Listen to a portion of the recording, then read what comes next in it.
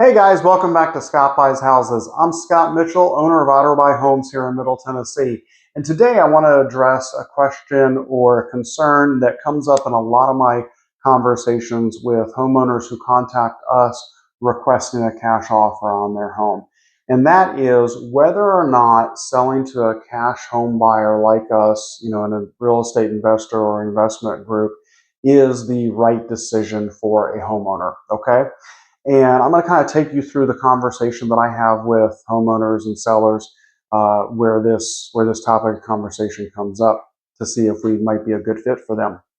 So some of the first questions I ask a homeowner is around the condition of the property. Okay, so I ask what type of condition it's in, what kind of deferred maintenance, age of roof, HVAC, mechanical systems, are they working or are they not? Okay, and really I'm trying to determine the level of move-in readiness, if you will. Okay, because generally speaking, if a home is move-in ready with very little needed in repairs or deferred maintenance, then generally speaking, okay, in the majority of instances, that individual is going to be better off listing it with a real estate agent on the MLS because that's where owner occupants buyers are shopping. They're shopping on the MLS, whether it be on Zillow, Redfin, Realtor.com, or whatever your local market has.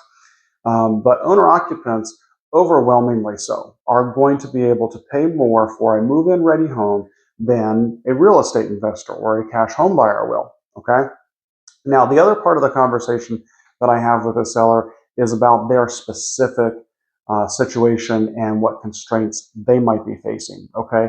Because if there is a deadline, if there's a pending deadline looming in the near future, then that may alter the situation to some degree. So one example of this is if they're 3 months behind in payment and their mortgage payment and they're facing foreclosure, or if there's some other pending doom, okay, that could happen if they don't sell by this deadline. Okay, well, in that case, there is a time constraint that may limit their ability to list it on the MLS with a real estate agent. So that may change the dynamic there somewhat.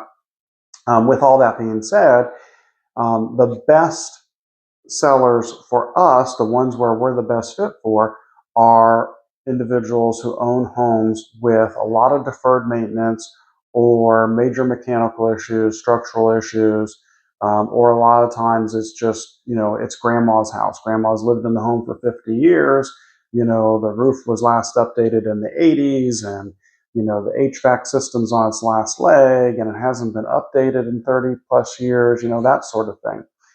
Those are sellers who would have a more difficult time selling to a retail buyer because the home is less move-in ready, if you will. Okay.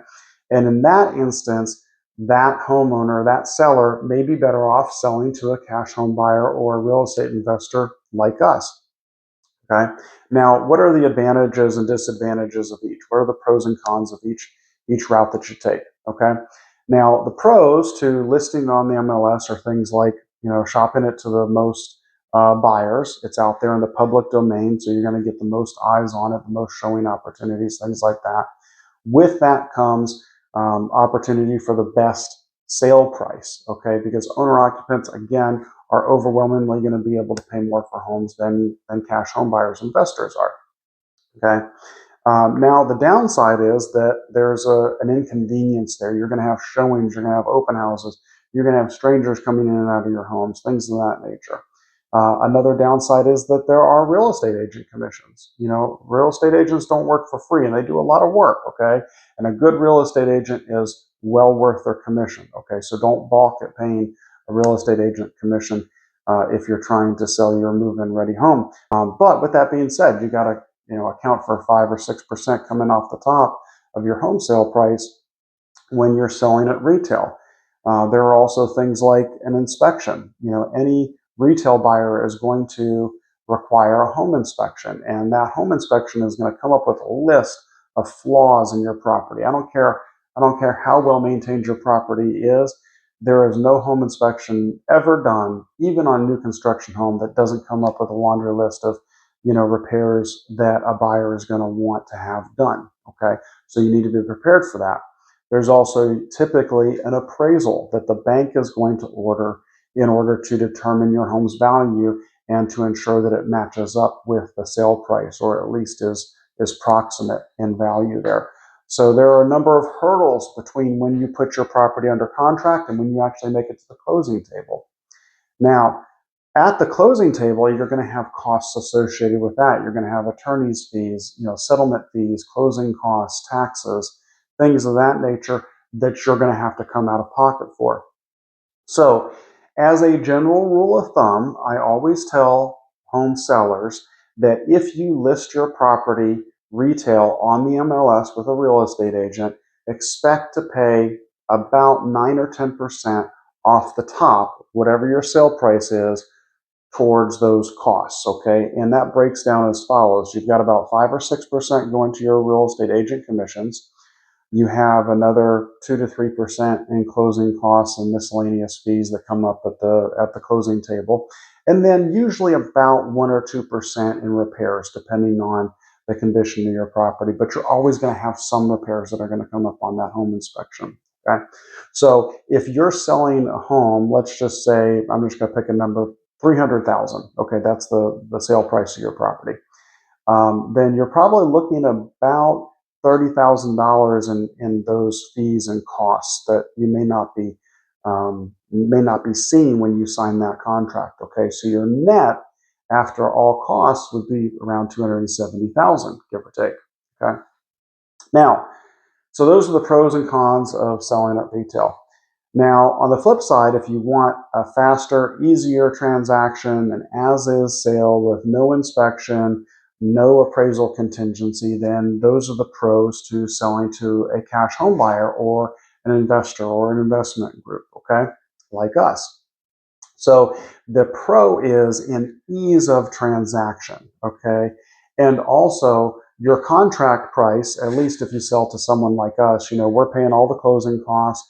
There are no commissions or fees. There's no inspection contingency, no appraisal contingency. So your contract price is what you're going to net or darn close to it when you get to the closing table, okay? However, the con is that you're going to have to give up some equity in your home for that convenience. And that's why I say when you're thinking about, getting a cash offer from a home buyer, cash home buyer or an investor, ask yourself, is my home relatively move-in ready with little or no deferred maintenance?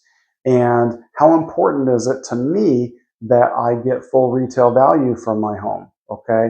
And ask yourself, how much am I willing to give up in equity for ease of transaction? Okay. And those are some of the questions that I kind of walk sellers through. So, hopefully this video has been helpful for you. If you have any questions, thoughts on this topic, please put them in the comments below. If you have questions, if you're a homeowner and you're debating which route to go, please put your questions in the comments below. I'm happy to talk you through that.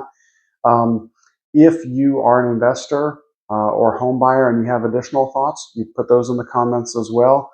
If you like this video, make sure that you give it a thumbs up. And if you're looking for more content like this, make sure you subscribe to our channel. Thanks so much for watching. Hope to see you again soon.